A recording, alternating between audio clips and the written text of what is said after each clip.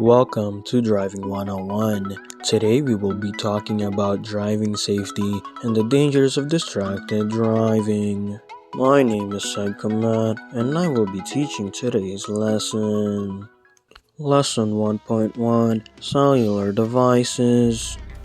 Using cellular devices such as smartphones is very distracting when driving, as it puts your attention on two different things while on the road. If you believe you can multitask on the road, then I suggest you reconsider, as it is very hard to do. To prove that this is a difficult task, let me demonstrate it to you with an example. Now imagine you go to your living room and you sit down on your couch to watch a movie.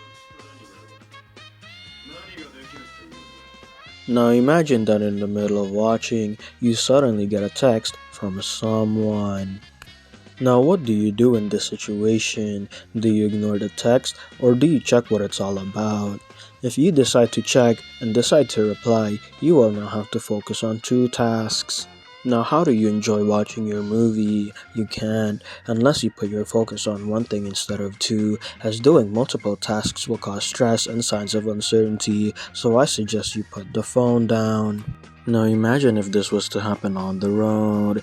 You will then have to focus on two or more things, but the fact that you are moving, which is very dangerous. This will most likely result in an accident and may even result in death. Please reconsider before picking up your device while on the road. Lesson 1.2 Music. Listening to music while driving may not seem like a harmless thing to do, but it turns out that it may actually be more distracting than we think. As a demonstration to show how distracting this activity can be, we will now be observing your typical high schooler as he shows us how distracting music can be. As you can see, he is currently trying to finish an online test given to him by his teacher. What's this? It seems our high schooler is trying to listen to some music. This is bad news, as now he has his focus on his music rather than his test.